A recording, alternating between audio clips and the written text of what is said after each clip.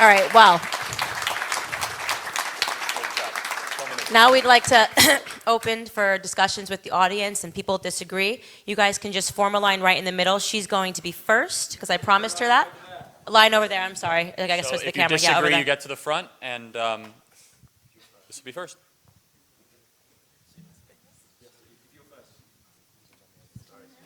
Yeah, thank you.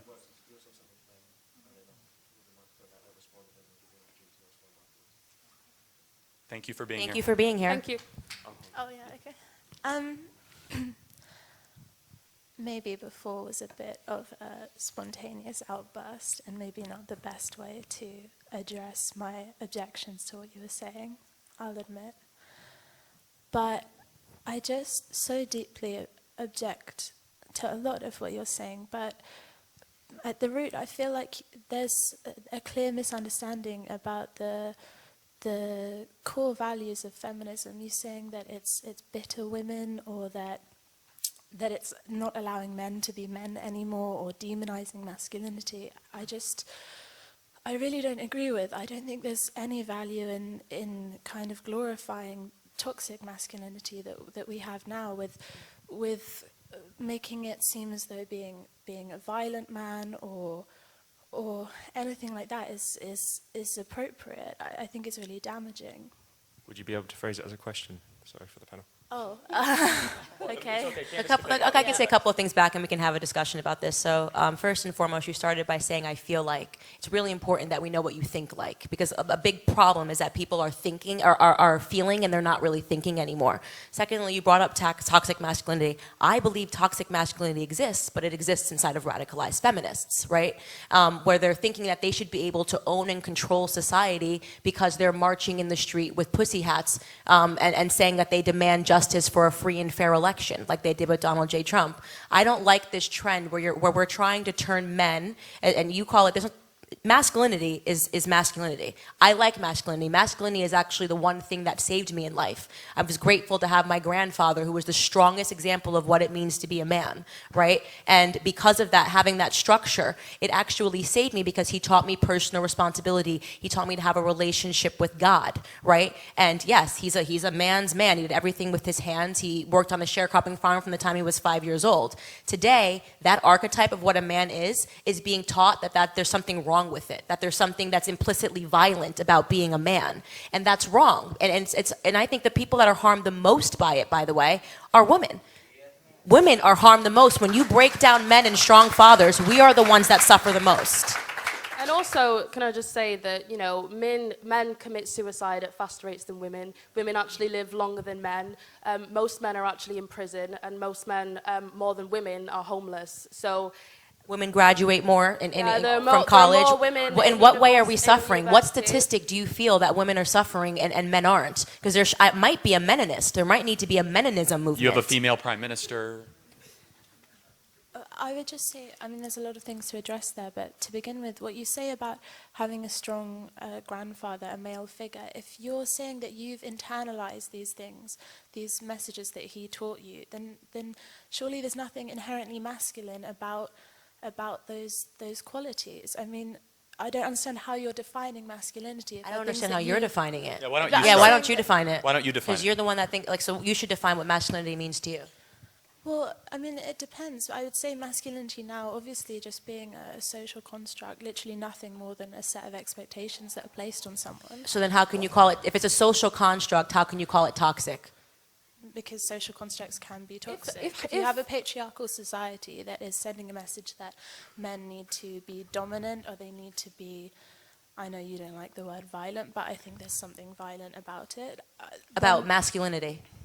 No, about the sort of masculinity that we have now, this toxic. What makes that a construct, though? In order for something to be a construct, it has to begin as a norm, which a majority amount of people follow. A majority of people. If you have a patriarchal society that is sending messages that men need to possess certain qualities, and I believe the qualities that they're suggesting should be adopted are bad. Which quality? I just need to know what exactly you've seen when you've said that is an example of toxic masculinity.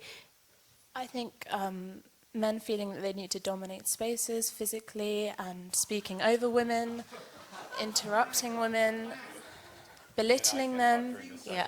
Do you see how good I'm being? I mean, you can... So, if just a question. So, you just said when men interrupt and dominate spaces. Were you a toxic feminist when you interrupted me when I was on stage? No, I was interrupting something I'm just asking. that I fundamentally don't believe in. I'm just asking because you're saying that somebody interrupting someone is now a symbol of toxic masculinity. You just interrupted me on stage, so are you a toxic I wasn't feminist? interrupting you because I didn't... You went bullshit. Yeah, because you were talking Bullshit. Because you were talking bullshit. I didn't interrupt you because you're a woman. I interrupted you because I didn't Maybe- believe what you were saying. It's not that I didn't believe But what you were maybe saying that's what because men of do your sometimes? femininity. Is it I possible was that men disagreeing with sometimes with interrupt because they disagree with what women are saying and not because they're toxic masculinity in the air? Like, do you get what I'm saying? Is that you're coming up with terms and sometimes people just interrupt. I'm fine with the fact that you interrupted me. It happens all the time and I'm not holding that against you. I'm just using it to prove a point that you've created an entire concept around when men interrupt women, but you literally just interrupted me and you don't identify as yourself as a toxic feminist. No, because I interrupted you on the basis that I didn't agree with the politics you're espousing, both of you. Well, maybe men Not are because I don't disagree believe with in what you're saying. because you're a woman. The fact that you're a woman is completely irrelevant to me. But maybe what it's you're irrelevant both to men as well when they interrupt people. That's Men not the interrupt case. other men interrupt That's women. not the case. We're There's society. a culture of men's voices being valued more than women's. And What so- is your metric for Give this? us one piece of data. Yeah, One. like a data. Any piece You can't of data. just say there's a culture of men interrupting women. What's your data point for Any this? kind of interpretivist data where you're looking at interactions, at dynamics, you can see. I mean, what do you want me to say? Like a Like statistic? a fact? Yeah. Any fact. Any kind of How about the stuff on the news? A recent huge cultural example, maybe? So can I ask a question? Do you think we live in a patriarchy? Yes. Why do women live longer than men? Why are men more likely to commit suicide? Why do women I'll tell compose you- 50+% of I'll tell you college Why do we graduates? control 89% of the spending power within households if men are the ones that are going out and making all of the money, Because as we like to women say? have the sole responsibility of caring for the house and the children. So it's a they're not patriarchy that working. allows women a lot of responsibility. Within a household, within a certain sphere, not a powerful one. The household is not. Then a why are powerful majority of sphere. business startups women, majority of master's degrees, and majority of And doctorate also, degrees can in I the say, States? the thing about women living longer, married women live the least long. Unmarried women live longest because they do not have the responsibilities, the emotional labor of being Marriage with a is man. emotional labor.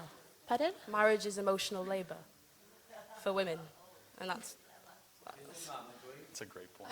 What? No, because the way that women support men, like, it's a huge thought burden. we live in a They support patriarchy. each I'm not other. saying no, they don't. No, they don't. I'm talking But so about. this is sort of, I appreciate the discussion we're having. You're such a perfect reason for Because why I you're just all I could never be a emotion. feminist No because facts. everything that I just couldn't. It's like you don't really know why you're calling it toxic. You did the No, exact I same do. thing, I but know you decided that exactly when why I'm men calling it interrupt, it's toxic. because you're a woman. But you decided No, that when you it's interrupt, not. it's just because you had a differing You asked opinion. me for one example. I know, of I know, toxic I know. And then you masculinity, say I stuff told about you the people marriage and interrupt. breakdown as an emotional labor. There are women, just so you know, that aspire to get married and have children and stay at home and raise that's good okay. children. And I that's agree. okay. It's completely So, but why are you now making it seem like that puts us in a position that's less than man? Want to create a society? Be the person that raises every individual that's in society. Feminism has made it seem like there's something wrong with being a mother, that there's something wrong with being a wife. And everything that you just said is that. You have.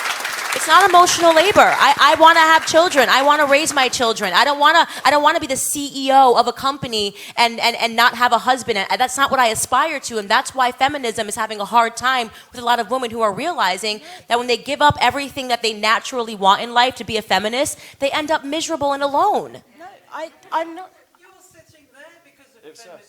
No, I'm not. Please don't tell me that I'm sitting here because I can't I'm wait to standing. talk to you. I'm sitting here because I worked You'll- hard. you'll be I was next. personally responsible. I'm not sitting here because of feminism. No, I am not sitting here because of any feminist. Well, trust me. So can I ask? Can a man Yeah, but ask a question? feminism is supposed to be about choice, and what radical feminism is actually doing is taking away that choice and making women feel not. bad It's- about wanting to maybe be the traditional view of what a woman is. There's nothing wrong with having a choice to do both. I don't really understand your point. No, I agree. Feminism isn't trying to destroy the family. Women can happily be mothers, and they can. You just said it's be emotional wives. labor to be married. It is in some way. There is an imbalance where men. It's are going, not. I don't feel that way. So does that make which one of us is less of a woman? We have different opinions.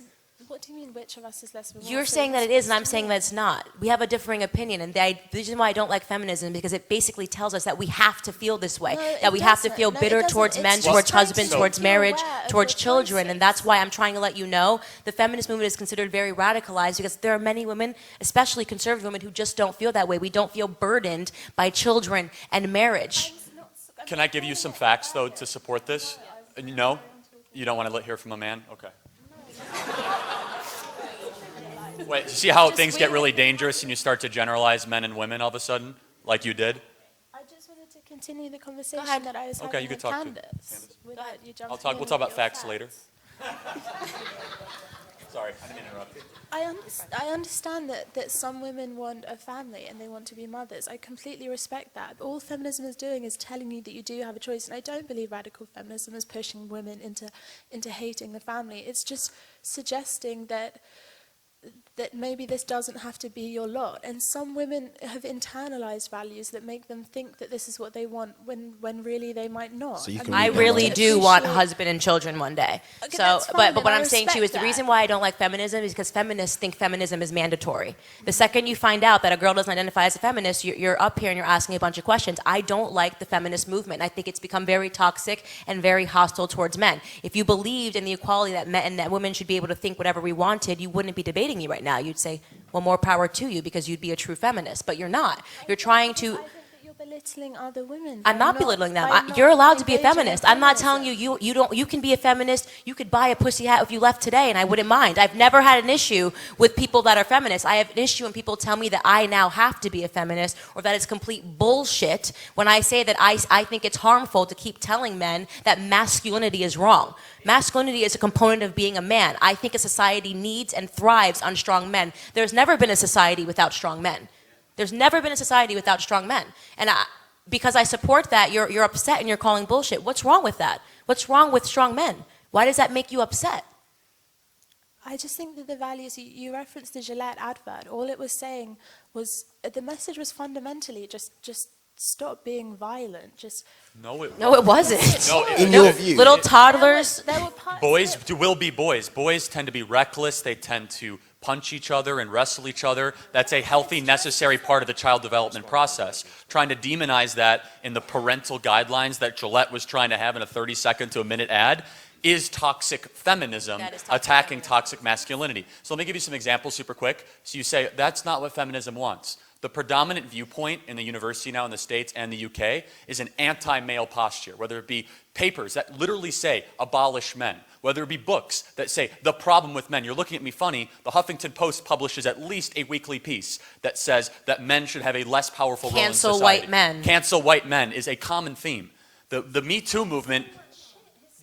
Oh, so you agree with it? Okay. The men have done Wait, a can you lot repeat what you historically. just said? They've won every single war, every freedom that we have in Can you repeat society what is you because just of said? men. I said it's because white men have historically done so much shit, they're just So asking you you to do stop agree for with the once. anti-male posture. So your No, true I radical don't. feminism I don't comes agree out with it. after 10 minutes of cross-examination. Before you said, I have no problem with men. Now you Now said you're it's saying because you white do. men have done a lot of shit. Yeah, but- Now we get to revealing who you really That's are, not which But that is is a what hateful, feminism is. angry person. They just hate men. There is no other No, platform. They don't hate men. They're just, You just there's said- no problem. There is no problem with analysing the actions of men in history and condemning them. You mean like What winning about all the World good War II? ones?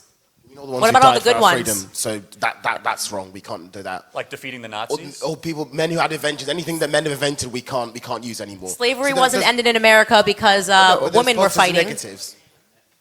It's complete hyperbole. What about all of the good? What about all the good things? Everything that we have in society, every war that was fought and won was because of men. Do you ever think Half about the that? wars were unnecessary anyway. I mean, wars But they that we happened, fought though. and Now Now we're won. spiraling. Now Yeah, we're and spiraling. But they begun happened by and then men. fought in them. So what they won was that they started unnecessarily. Yeah, women have They never took the started contr- wars, but wars have never been fought over women in this country. That never happened, Henry VIII. Right?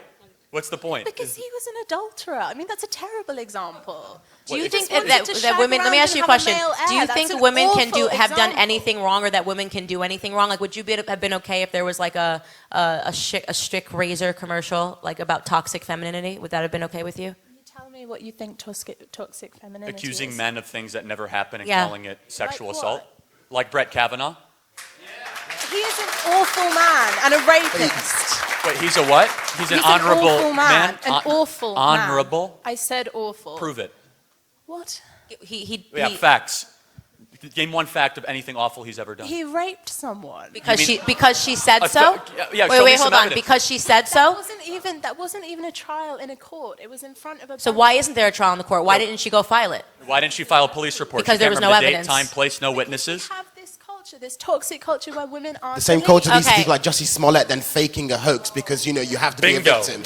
Or- No, you can't then sit here and say that without facts that you can say he's a rapist, but then Jussie Smollett can get away with saying there was people shouting, this is Trump country, we're going to beat you up without facts. You either have facts for both, or you can't just leave them. Why did he feel necessary to do that? Okay, Because can I he wants ask to you- start a race war. Evident that- Can I Because he just? I wants want to to ask put you a last people against question. each other. Let me ask you a question. Do you think? So now we're getting. Now this is why I don't support feminism, by the way. Because do you believe in the concept that women should just be believed absent facts? Because that was the Christine Blasey Ford thing. There was not a single fact. Do you think that women should be believed absent facts if they say that they were raped and assaulted? Not without fact, but I think there should be a culture of belief. If someone comes forward and says, a man or a woman comes forward and says something has happened to them, that they should be given the time to be heard and to She was speak heard. of their experience. Okay, but I just not hold by on. a court, not by a Rule of judge, law. not by legal professionals. Why didn't she submit a police report? At the time? She She never still did. hasn't. Because there is a culture of disbelief, because she was in an But she had no important evidence. position. There's no statute of limitations for rape in Maryland. She could file a police report today. It's because she made up the entire thing. No, she didn't. So why doesn't she know the time, the place, no corroborating witnesses? Her story changed 8 times. None of her friends said it ever happened or she ever talked about it once before. Everything about her life story changed at least 6 times. And And 2 of the women that came forward and said that something happened are actually under criminal conviction for making up the entire thing. They never met her once before. This was a con job to try to displace United States It Supreme was a Court political justice. hit job. It really was. But I do want to say this to you, and something for you to just consider, because I think we should wrap this up, because I don't think you're ever going to not be a feminist, and I'm never going to be one, right? But it's really important when you start getting into that slippery slope of believe women, and I talk about this particularly in minority America, because we've learned our lesson the hardest with this, and I think radicalized feminism, when I did an interview, I said it was the closest thing to white supremacy I've ever seen is radicalized feminism. The concept of just believing a woman because she said something is the direct thing that led to all of our ancestors getting lynched in America. When white women would just say that something happened, okay? And we were supposed to magically believe it. Our ancestors were then chased after, put into cars, Emmett Till, everything that happened in America happened because white women should just be believed. So you will never, ever, ever hear me stand behind a radicalized concept like just believe women because they're crying. Thank you so much for taking the time to speak to us today. Thank you. Would you like to say something? You wanted to say something? We have a disagreement If you precedent here, guys and disagree, then you can want to just say queue something. over on right? that side and then do Yeah, if you guys want to file in line, the disagreements get precedent over here. on that side. So, You pose a question to them or a response, they'll talk back. so everyone.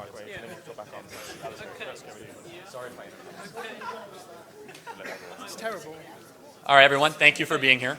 I'm a little bit concerned that you're mischaracterizing left and also feminism and so on. I think you're talking about certain factions within these movements. You know, I think it's obviously the case that feminism has brought, you know, over the last 100 years in this country has done tremendous things for women. I find it a little bit frightening that you're mischaracterizing a faction within the feminist movement in the way you are, and sort of conveniently forgetting the wonderful things that have been done to advance the rights of women in the last 100 years. But anyway, that's to one side. I'd say a similar thing about the way you're characterizing the left.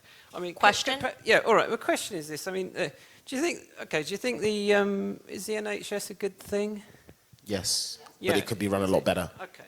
It could be way more efficient. It could run better. No one's arguing. We had this. I'm just going to argue.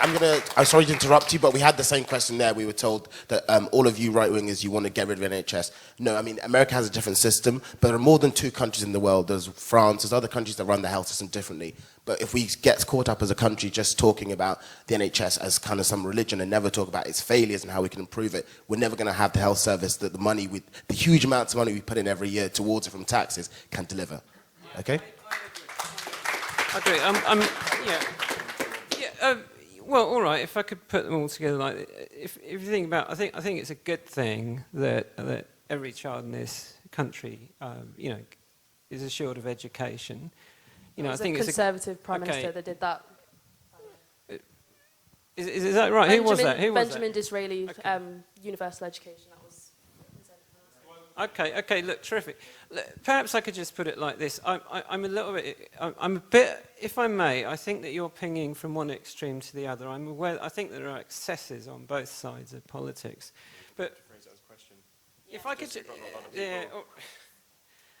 okay, I suppose what I'm saying is it breaks my heart, frankly, as somebody who is, I'm non-partisan actually, but I do lean to the left.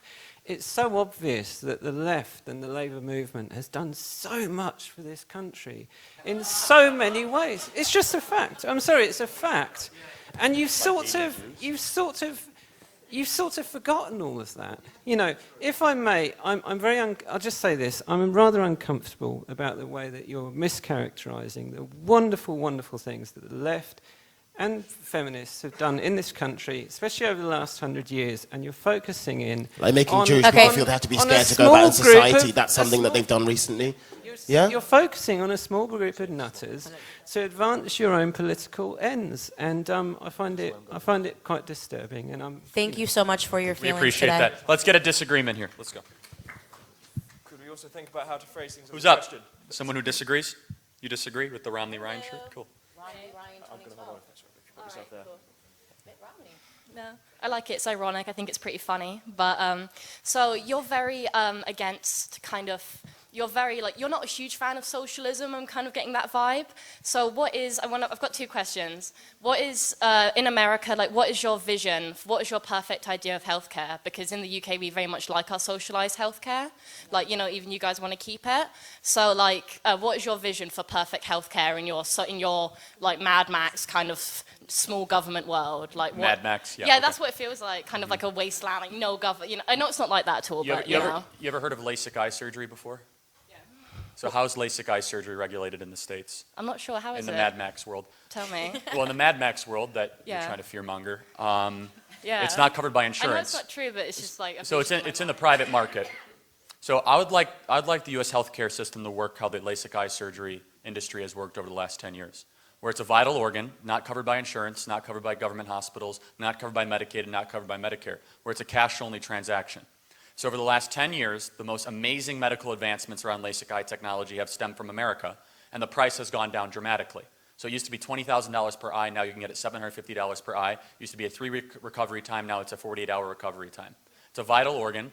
So there's the arguments that somehow this is not necessary, there's not a high level of precision, gets completely and totally dismissed. The market works no matter where it is, whether it be in healthcare, food, transportation, housing, technology, communication. So I want more market forces. I want healthcare to be bought across state lines in the States. I want a government that does not pick crony favors of hospitals that make big contributions, or drug companies that have the right lobbyists, or trial lawyers that have proximity to Capitol Hill. The market works no matter where it is tried in the States. It's a totally screwed up system because it's half cronyist, half government run, and there are some really good parts of the U.S. healthcare system if you can afford it.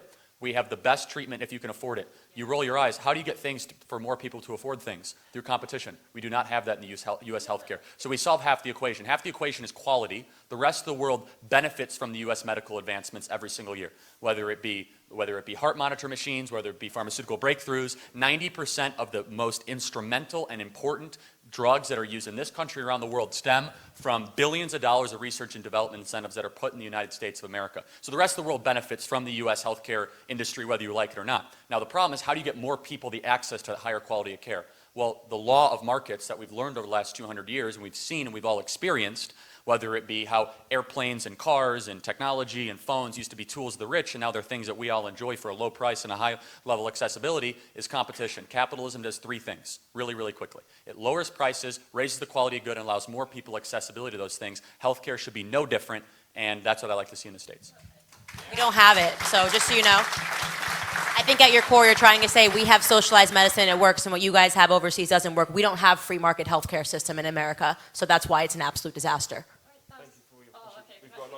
You want to follow up really quick? Or? I just have one more thing. So first of all, that was interesting. I've learned something. But Just out of interest, so in your world of like small government, I think there's, off the top of my head, I can think of two socialized institutions in America. I've got the postal system and I've got libraries. Would you want to keep libraries in your... So just, you know, the postal system Yeah. is the biggest Disaster. joke. Yeah, If you make yeah, a joke about you can say inefficiency, late mail, things that are misplaced, it is the U.S. postal system. So I would love to privatize the United States postal system because, and we have other companies. We have 3 companies that actually compete for parcel delivery service: DHL, UPS, and FedEx. And FedEx is headquartered out of Memphis, Tennessee, and does more tons of air cargo freight in the world than any other company because it's privatized and they do it less per parcel. So privatize the postal service.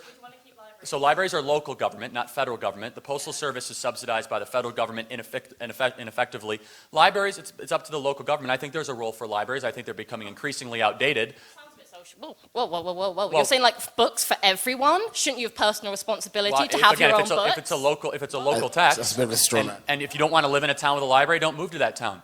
That's what's amazing about local government is you have the ability and the mobility to move to a place that might represent your values, your interests, your needs or wants more than others. And so if you want a place that has a higher police force or better schools, you move there. And that's what the founders talked about as laboratories of democracy, as Louis Brandeis talked about, the U.S. Supreme Court justice from the 60s and 70s. So we have these competing different markets of democracy. The best ideas will win. All right, cool, interesting, thanks. Thank you.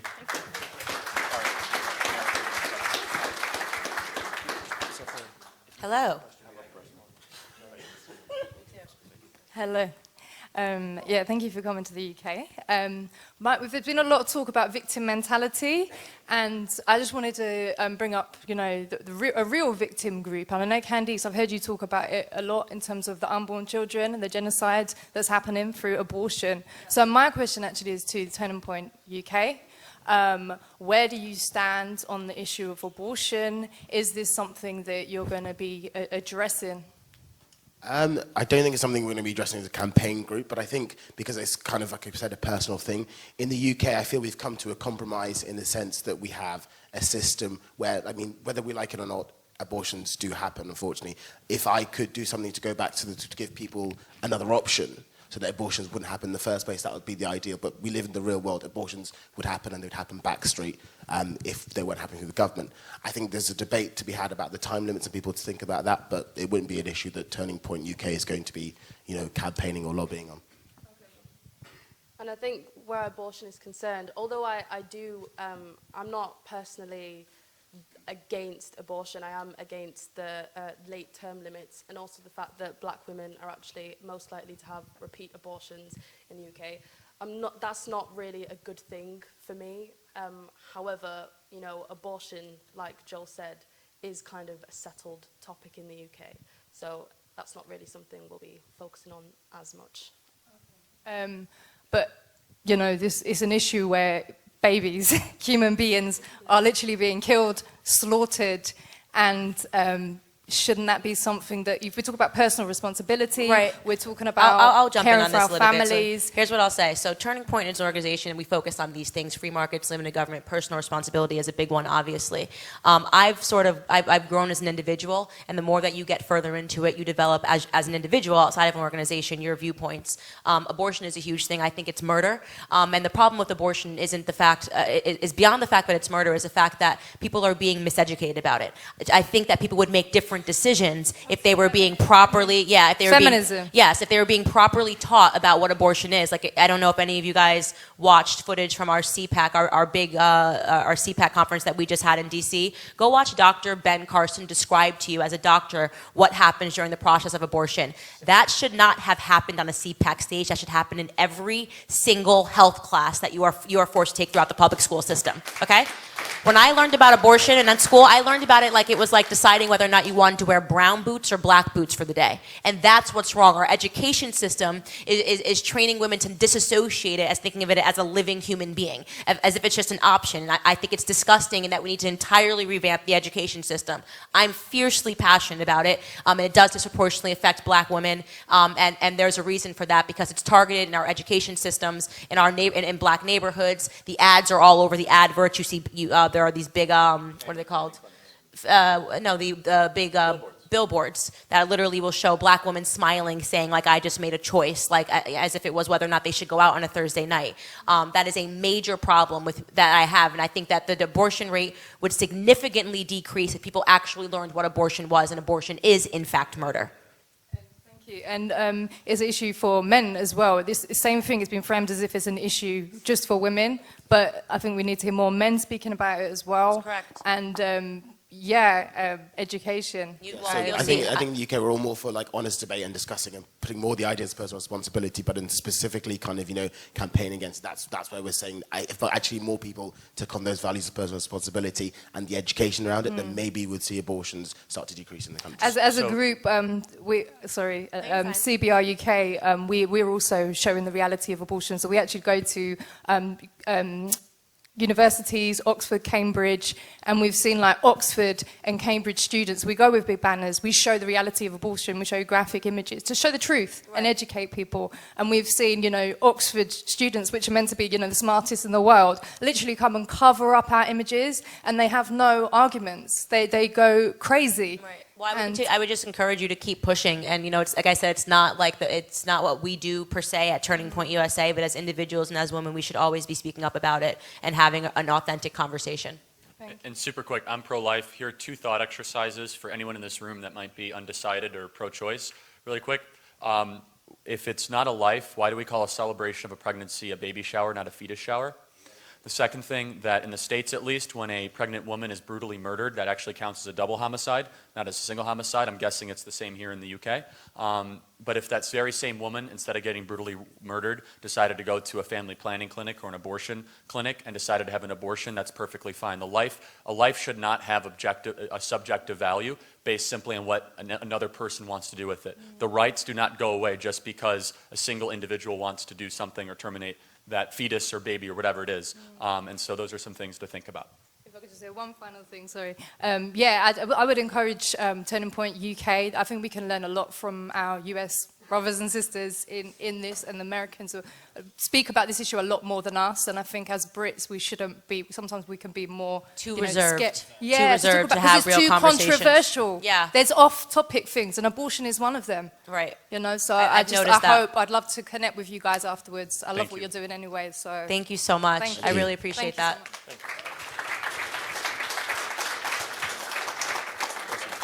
Hello. Thank you for being here. Okay, let him ask. Hello. Sorry if I'm not as articulate as I could be.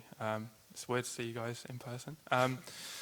I am kind of interested in the wordplay, specifically Charlie, because I've seen the most of you online, but also Candace, but I'm afraid I have nothing to like ask, but specifically Charlie. A lot of the wordplay you use, and a lot of the sources that you draw on, like the statistics, you're very good at just like ramping off statistics and throwing them into the person that you're arguing.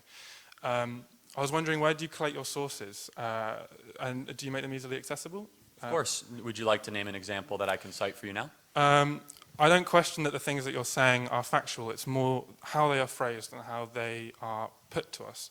So, for example, the thing that you've just said now about abortion, could you quickly remind me so I don't trip over my own Sure, words? I'll do the first one. I say, a celebration of a pregnancy, why do we call that event a baby shower, not a fetus shower? Right, so that in itself sounds like, oh, right, well, that means there's a cultural acceptance of the idea that it's a baby pre-birth. But that's just a linguistic, cultural way. So I'm pro-choice, for example, but I would still call it a baby shower. That doesn't mean I culturally accept the idea that it's a baby pre-birth. I'm just using a linguistic standard. There's deeper meaning. Now, let's play this out. It's fun. So if the individual that has the baby shower decides right after the baby shower to have an abortion, what is that inside of her called? I don't want to do this, if that's all right. I don't want to do abortion. I know, but you see all of a sudden your argument can I use a different blows up? example of abortion is kicking up too much dust? Say that again. Can I use a different example Sure, of a fact? that's fine. Okay, That's so fine. Perfectly fine. the first thing I saw with you in was your political debate with Hassan. Yeah. That was the first thing I saw of you. And you said, you'll probably still remember it, but it was that the worst 10 cities in America were run by Democrats. Yeah, the poorest, most murderous. Yeah. Right. So I looked it up because I wanted to read up on it, and there wasn't a source in the video mirror I'd seen. And that was correct. But it was also correct that of the top 10 cities most of them were Democrat, and across the board, on average, most cities are Democrat. So the fact that you took it out of the entirety of the fact, which is that most cities are Democrat, the top best cities are Democrat, and the worst cities are Democrat, and you chose to only say that the worst cities are Democrat. Top best cities are Democrat? Well, so he means the most he means the wealthiest. In the same way that, yeah. So the study that I found that mirrored your statistic said that. So cities tend to be more, urban areas tend to be more to the left, just as they are. But when Republican mayors are actually allowed the chance to govern, the results are remarkable. And so let's juxtapose cities versus states, or even if you want to extrapolate what my argument was really talking about. In the laboratory of democracy theory, which we all believe in, which is when certain states are allowed to have juxtaposed policies and contrast against each other, you see huge differences. So the most prosperous, most job-creating, most entrepreneurial states are ones with Republican governors and low tax, low regulation type policies. And there is a correlation between the most murderous, the most dangerous, and the most honestly hopeless areas, and Candace grew up in one of them, are almost always dominated by Democrats. But when those Republican policies are actually allowed to be instituted, those communities turn around quite quickly. So. And another one was that you said, I think it was the life expectancy in Cuba was 15 years lower than that in the United States. Yeah, if the government doesn't kill you, right. Right, democide. But I looked it up as well, and I found there was no information on that. And in fact, the Google definition, which draws on, it cites many different studies, and it fills it all in and it pulls it all together, and it chooses the most reasonable response that's backed up by facts and logic. It said that it was actually a year older than the US. So how do you, especially point. when you're, like, I think it's called galloping, when you're throwing so many points in a debate, do you not think it's unfair and unreasonable and maybe at points even manipulative to be phrasing things in a certain way that might be, when beyond scrutiny, it's like me who had to Google all of these statistics, which pan out to be not as obtrusive and anti-left as you say they are? Do you not think that's at the worst incompetent, and at the best incompetent, and at the worst malicious? So you're entitled to your own opinion, not entitled to your own facts. Let's talk about the Cuban one. I reject the own Cuban government's health statistics completely and totally. I don't believe the socialist governments of Cuba's health statistics that they submit to the World Health Organization or the United Nations, because objective, independent analysis of their own health standards are nearly 20 to 30 years behind life expectancy that their own government produces. So what you're looking at is corroborated by people that want it to be true. And we can have a 30-minute discussion over whether you believe the Cuban health statistics, but the answer is, show me another statistic of anything I've talked about in the 300 hours that Candace and I have done, public speaking. Everything I talk about, everything I do is rooted in years of research and backing and data, and I'm happy to talk about each specific one. I don't want to monopolize the time here, but I reject the premise and the insinuation that somehow I'm being reckless, because facts are not reckless. In fact, it's the basis of why we're here and what we believe.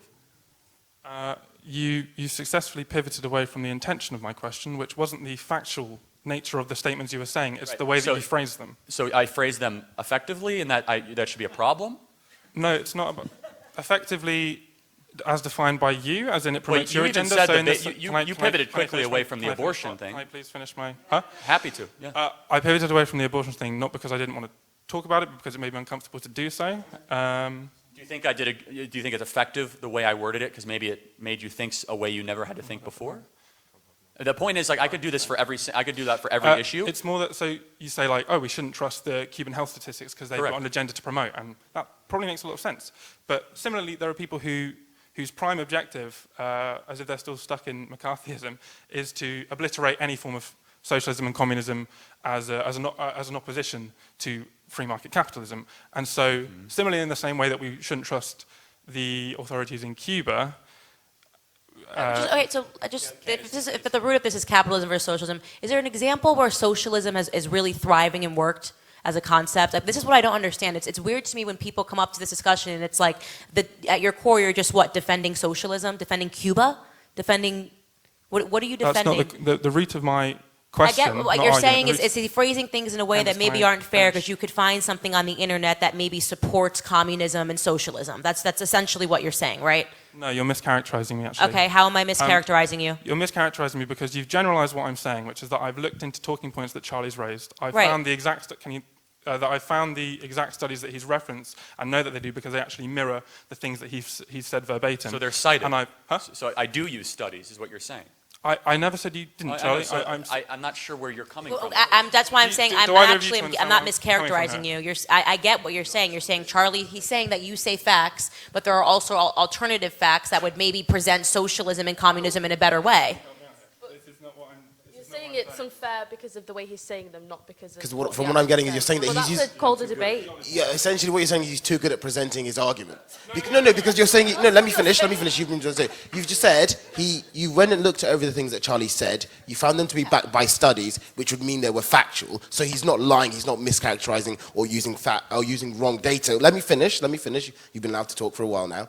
And then, but the way he presents them in an argument when you say he's galloping may maybe make his opponent afraid to talk, or I don't know what it does Basically to them. wants However, to argue with himself. The bottom line is you're saying Charlie's using facts. I don't get how that can be a disagreement. Well, that Charlie uses facts in his arguments. You're saying that he's not presenting other facts that would defeat his debate. Yeah. So you're basically saying he should do also the job of Charlie Kirk and whoever's debating him, which is in just the same ludicrous. time. That's essentially what you're saying, is that Charlie should say, okay, you should look at a socialist country and say Venezuelan people are killing their pets to eat food, etc. However, in this situation, they had really good weather and it was sunny, etc. I don't understand how you want him as one side of the... Yeah, I'm going to finish. And by the way, another good use of this time would have been if you actually had the alternate facts and just debated Charlie. Just said yes instead. While you were here, as opposed to debating the concept. Because there's no point having your own Charlie should be opposition debating without Charlie. actually getting the facts yourself to come and debate, rather than saying he uses facts too well.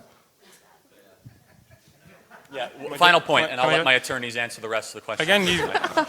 Again, you've mischaracterized what I'm truly saying here, which is that you're not trying to genuinely convince people. You seem to be, from the presentation of the facts that I've given you as an example, phrasing truths in a very specific way and choosing to ignore things that present it in a more balanced way to basically trick people, right?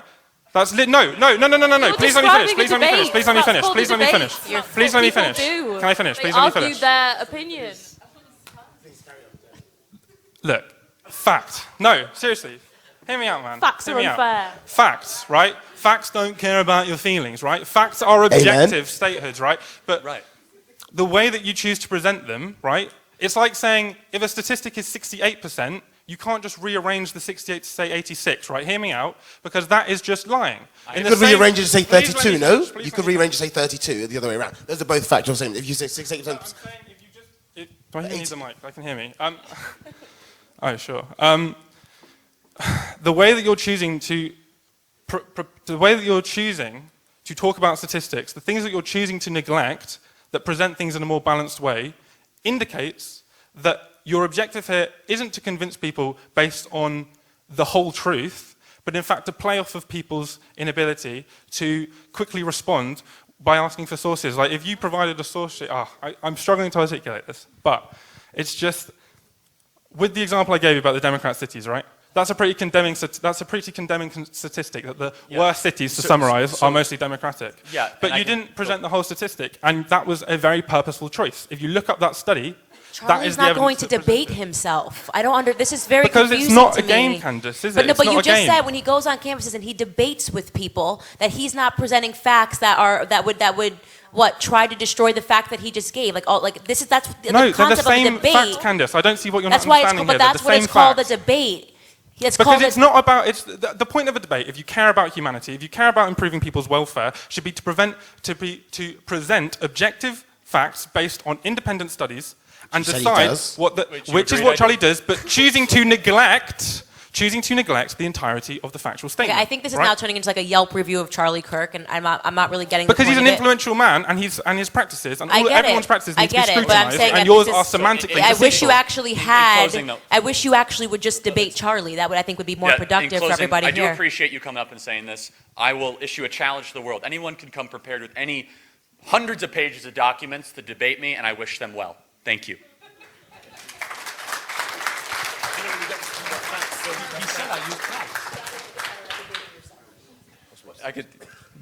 Thank you for being here. Sorry. First, I just want to say thank you for coming. Thank you. Last year, I was president of the Politics Society, so I know firsthand what it's like to try and get speakers on campus that are not well favoured. We had a lot of issues. We had, you know, if it wasn't going to be a no platform, it was you need to have someone of the opposite opinion to debate you. You need to have a chair. Very hard to get a chair for some of these events who are deemed as, you know, appropriate by the student union. What steps do you think that we need to take to try and, you know, get over this problem? And how do those steps differ in the UK than the US, for example? I take the UK. I think that, for instance, take the Students' Union. I think the turnout in the elections was 5. Was it the last? I think it was 10%, but it was 20% down on last year. 20% down on last year. And so in general, across most student unions, the turnout is between 1, let's say, because this can't be 0, to 10%, right? So you have these people who are in positions of power running the Students' Union, that most students actually, throughout their day-to-day lives, aren't actually bothered by what they have to say. It's only around the election time they say, I'm doing this policy, or I'm running this platform, or I'm the activities officer, or I'm doing this thing or other. I think that one of the things we can do is actually to get students as a body, which is what we're going to try and do, to actually realise that their free speech, I mean, is under threat in the sense that the things that we're coming to here tonight, I don't think we've been too controversial. We've had debates, peaceful debates with everyone we try to go about, but that's somehow banned, that can't happen in other universities.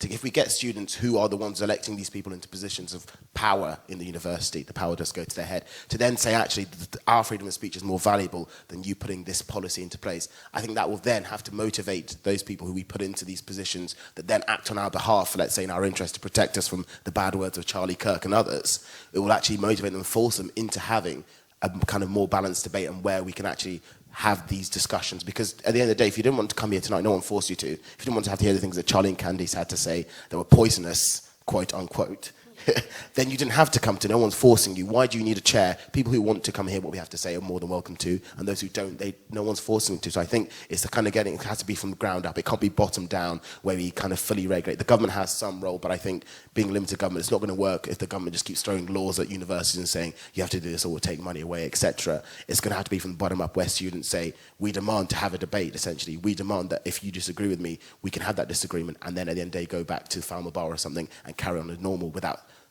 people protesting outside. I think it's going to have to be from the bottom up rather than just regulating and regulating and regulating.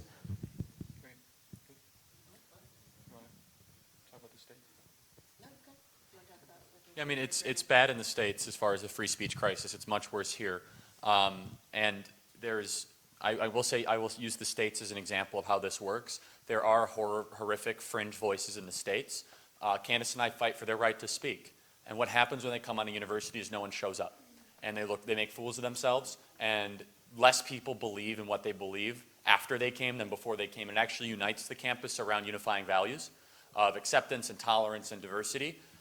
When you do stuff like this, it actually divides the campus. I could even say some of the most hateful voices in America, people that I denounce repeatedly and I think that are the scum of the earth, like, I don't want to say their names, okay, because I don't even want to give them that platform, but you could fill in the space. When I want them to have the right to come to campus. I don't want them to come to campus. I don't like the idea that they even hold these ideas. They're hateful. But when you allow more speech to happen, when you allow 500 people to ask questions, well, there won't be 500 people to ask questions because no one shows up when they come on campus. And there's a peaceful protest outside, which of course should be allowed to happen. The UK seems to have a different philosophy, which is we're from the top down, from the ivory tower, going to authoritatively tell you who you should listen to and who you should not listen to. Well, it creates a lot of division, a lot of misrepresentation, and a lot of tension, and it's corrosive. Because essentially it makes people feel as if whoever's regulating them thinks that they're too dumb to see what a hateful idea for what it is. And I think that's more offensive to people and will drive them further to the extreme right and extreme left than saying, you go there, we believe that everyone is in touch with their views. Most people are quite sane and generally kind of have a good balance of values in this society. I trust you, I trust everyone to have their own balanced values, whether they disagree with me or agree with me or not. But if you then say, actually, I think you're too stupid, that you would see someone like, I'm going to name him Tommy Robinson and say, that's fantastic, who I would disavow, and if you're in the audience and you don't agree with me, that's fine, we can debate that another time. But I would have the trust that you'd go to an event and say, you know what, I can take away different things from that, and if we don't agree as a society, we don't. But I think it's dangerous to then regulate from the top down and say, this is what the Students' Union and other bodies are saying, it essentially, is that we think people are too dumb to realise that something's hateful on the left or on the far left or on the far right. Yeah, I think some of the issue with that is university kind of communities are inherently temporary. Like, you go through and then you leave, and to get that motivation from people, first year building up, especially, you know, I left the politics society because I'm now in third year and I don't have the time for that. So I think a lot of people, you know, it's kind of galvanizing them for a cause that will distract from other things, which I think we'll find quite hard to do. I don't think it would distract them from the cause in terms of turning out to events, but more just getting them to realize, and we'll be working that through our chapters and things throughout as Turning Point UK grows, but it's not kind of getting them out to an event for free speech, but just so they have that as a core value that, you know what, I might dislike everything you have to say, however, I will defend to death your right to say it. That doesn't mean in practice they have to go and give that person a platform, but then when they see posters like that of Candace coming around, they don't say, this is something I'm going to sign up to and say, I'm going to block you speaking because I disagree with what you say. They say, no, actually, they are the ones who actively say, that's a wrong way of doing it. If you don't like what Candace has to say, go and debate her. I'm going to go back and study because I actually don't care, and I'm going to stay at home. But if you dislike what Candace has to say, go and debate her. Don't spread posters around that whitewash her and say she's a racist to try and fool me into thinking that she is a racist when she clearly isn't. Yeah, Do you see what I mean? It's yeah. more like that rather than active society kind of thing. Yeah. Thank you. Thank you. Let's get a disagreement, though. And you're going to disagree? All right, then the one after you out with disagreements. So just reorganize yourselves. You can go. Hold on to that. If that's right. Yeah, my question is just, I looked at some data while you were speaking about the gender pay gap in the UK and the US. So apparently it's 17% in the UK and 19% in the US. No, it's not. And it's WEF data, so I Yeah. just looked It at that doesn't right now. exist. So The myth of maybe, the gender maybe World pay gap. Economic from in 2015, Right. in So, percentage. happy to talk about this at length. Yeah, this is so like, my question is basically, what do you think are the causes of this? It yeah. doesn't exist. Well, Do no, you- there is a cause for it. I'll tell you what it is. And do you think there should be public measures to tackle it? And yeah, the causes and the public Fair reaction. question. So I what do you get it. I think? get it all the time because obviously I'm like the anti-feminist. So people are always like, "How can you deny the gender, the wage gap?" Okay. So when I went to university, all of the girls that I was friends with were majoring in fashion and textiles and merchandising, and they all went off to intern at Vogue. And pick out Prada bags that maybe Kate Moss would wear on the cover of something. The average pay for that, if you want to be in fashion when you get out of school, is $20,000.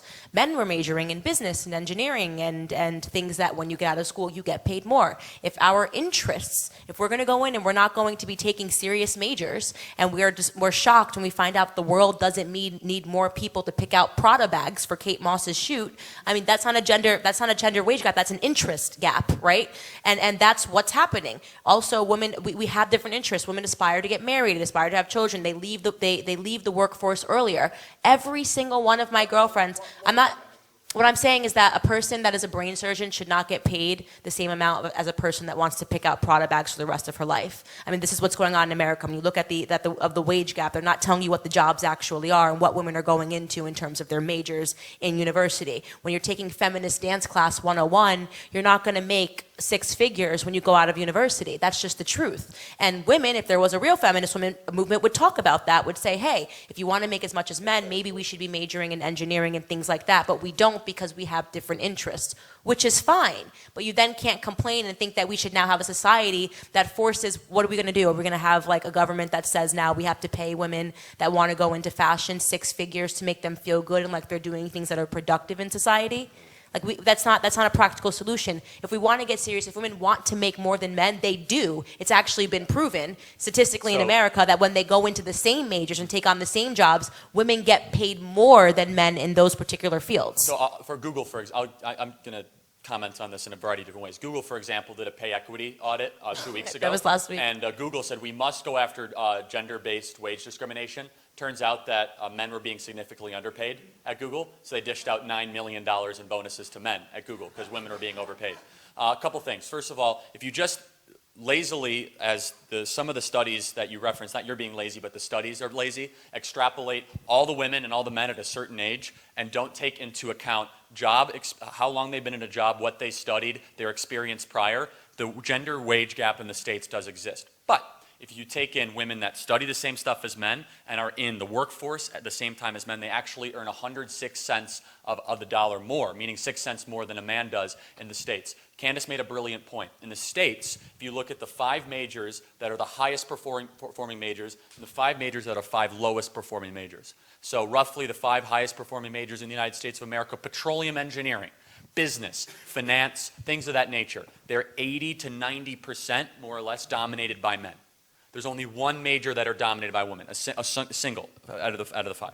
If you look at the 5 worst performing, pre-K education, things of that nature, elementary school education, almost 80 to 90% dominated by women, because they naturally will make different choices because they're biologically We're set just up. biologically different. Our interests are different. Really quick, women are also. Can I just go back on that? Because I find it's a very interesting point you're making, the interest and the biologically Yeah, it's backed making. up by a Cambridge study that Can was you actually... just elaborate on this? Because I would tend to disagree about the biologically part of the, There's a for Cambridge instance, study woman, that you says say that. woman, you say the gender gap doesn't exist and that woman would be more inclined to do a fashion degree Well, no, rather than a business degree. And women and men are different, yes. I'm going to say something that you probably hate, an expression you hate, but social construct. Well, And no, we have evidence of this, though. Look at the Scandinavian countries. They tried to get rid of this. They actually allowed teenagers to choose which, do you want to get into STEM fields or not? And the data actually showed that women naturally wanted to go towards, when they tried to make the society totally equitable and they tried to get rid of these gender roles, women still, because of the biological predisposition towards nurturing, women... We naturally want to nurture. They go to nursing. There are definitely studies against that nurturing part. Women are not more inclined to be nurturing. Absolutely, 110% we are. 110. I mean, Sweden is the example of it. You're just wrong. It's just true. It's just true. But based on what? What studies? There was, Is it true based on what? there was a study done by Cambridge scientists that demonstrated that men naturally revert to environments that require more structure, such as politics and the professions that he mentioned. Business and finance. Women naturally revert to professions such as teaching, which require more empathy and emotion. This is just a natural thing. It's important not to. It's important not to say that women should be forced into those roles, but you do have to accept that we naturally that do. we naturally revert to them. It's just true. I'm just telling you, like, even if you've said, I'm telling you, every single woman that I went to university with versus every single man, there's just a difference in terms of the majors that we're picking, and we're not forced to pick certain majors. We just aren't forced to. So what you're seeing is the result of people picking their different interests, right? And unfortunately, the other part of your question was, should we do something in society to even it out? We don't have to do anything in society to even it out. Can I ask you a question? Yes, of course. Yeah. Do you think there's a biological difference between a man and a woman? I do believe, indeed, there's a biological difference between man and woman, but when it comes to interests, I do more believe that... So let me ask you a follow-up. Don't mean to, interrupt rudely, but if we have biological differences, do I have more testosterone than she does? I think, yes, indeed. Do you think might that have more testosterone could drive you to do different interests and things? Well, I could indeed do believe that. The thing is... So maybe a man might be more likely to be a weightlifter, serve in the army, be a police officer, a firefighter, and a woman who has more estrogen might want to be a nurturer, a preschool teacher. Do you see how biology... I have another question. Do you think it's desirable for the society, this kind of... Of course. I love it, yeah. Absolutely. I love the yin and the yang. I think men and women are symbiotic, it's beautiful, it's biblical, and it's something that we should stop trying to actively work to force and destroy at a certain point. I love it. And I did a podcast. I was interviewing John Voight, who you guys might know. He's Angelina Jolie's father, and he was talking about this like biblical, beautiful thing that our society is currently trying to destroy. And he said the thing that I see over and over again in my life, and it's nice because he's 80 years old now, so they have that wisdom when they get old. And he said women just know what to do when they have children. He's like, they just know. It's so innate. When you see a woman with a child, it's just the most beautiful thing. He goes, you get men around there, they don't know what they're doing. And every single one of my girlfriends that now has children says the same thing, that it's easier when the man just leaves the house because it's like they have another child, right? And that's beautiful, right? And feminists make you think that there's something wrong with that. Like, make him do this and do that. And it's like, yes, there are certain things that we innately know how to do. And when I see a child, I instantly know how to take care of them. That's just something that's innate and it's biological. And maybe I don't have the data and the facts to describe to you that I can prove that this is a thing, but it is. It just is a thing. And I don't know why society wants to destroy that or force it in a different way and make men the people that are innate and know what to do when they see children. There's something really beautiful and spiritual about that should never be disrupted. Yeah. Thank you. Let's end with a disagreement. Disagreement, please. You got a disagreement? Yeah. Okay, good. So, can I just hold it? All right. So my disagreement is on limited government. What I see is that you guys, you've taken the sort of libertarian approach of the American Revolution, trying to put it here. I'd say that actually the government here is too, like, it's not emboldened enough. And in terms of, okay, so hate crimes and that sort of ridiculous law, yeah, that's done. But in terms of governments actually getting things done, so say you have the rape gangs, you have knife crime, we have all these problems, but lots of it is because the arms of the government, the police forces, etc., aren't able to actually go in and solve these problems, whether it's because of political correctness or any of this. So my stance is that actually government is good, and I'd like to hear what you guys... So don't say government's all bad. I wouldn't say government's good, but government isn't all bad. And actually what we'd like to see, or me personally, is government spending less of its time doing the things like you say, focusing on telling me what to eat, and focusing on the other things, and actually in the areas where it's supposed to be, like defense, police, actually giving those areas the teeth to do what it's supposed to do. But when we say limited government, for instance, this is what I'd say. If you believe in the free market, then you believe that actually when you take green energy, we believe that, we need to talk about climate change, etc. So we want to have green energies, but then the government says, okay, we'll do it, we'll run it. Instead of letting the market do it, we'll run it. So we'll appoint a government czar, they will find the companies that we're supposed to invest in, and they'll tell us where to invest. So the government spent something in the billions investing in green energy, about 1% extra has been brought on. I think it was a few months ago that they said that the government czar, this green guy that's supposed to be the all-knowing, all-powerful government civil servant, was taking £600,000 from these green energy companies, and they were delivering minimal efforts into the green market. If you went into a free market system, it would be the case that you as the consumer says, I want companies that deliver green energy. So companies that don't, I won't use their products, I won't buy from into them, I won't use the energy price cap that keeps those prices artificially high, which means that even if you think you're getting a saving, you're actually not, which the government has put into place. It means that then, when you say, actually, I want a company that's a green energy, green market company, if you don't use them, they go out of business, the fossil fuel polluting one, whatever you want to call them, and the innovation, the money that you're going to spend has to go towards green market energies. I think that would be a more sustainable way in the long term than the government trying to get its nose into every single facet of people's lives. And I think in the areas like you mentioned, actually, yeah, the government should get out of loads of other areas. And in areas like defense, and you said, stopping rape gangs and having the teeth for the police to act, yes, but the government spends its time far too much responding to things on Twitter and what people are saying there than actually arming or giving the police the tools to do their job. And that's where we say limited government. Limited government doesn't mean no government, but it means the government doing the things that the people have priorities rather than what the government thinks is a priority and what should tell people what to do. Do you see that kind of... This comes to part of my second point, which is the third point here of saying limited government and personal responsibility. You had the whole individual sort of individualism thing. Personally, I don't really go in for that. Even when we were talking about Brexit, that wasn't individualism. For me, I think it was. I think it was. Individuals turned out. Brussels out of your life. That's individualism. But this comes to with the personal responsibility, limited government. Do you think people are actually capable of doing it by themselves?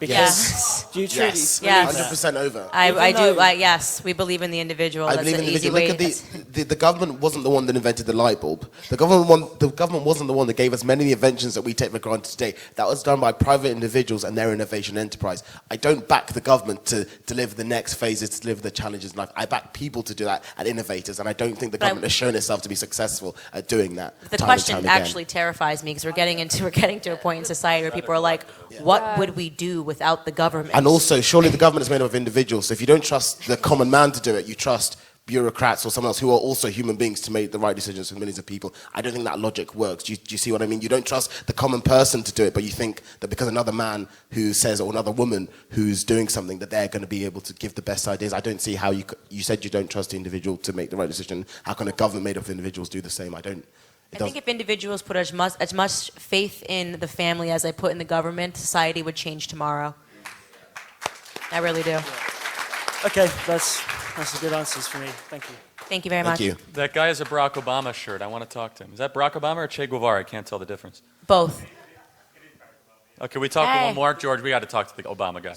Yeah, we got to talk to the Obama guy. You got to talk to Obama. I couldn't tell if it was Che or Obama.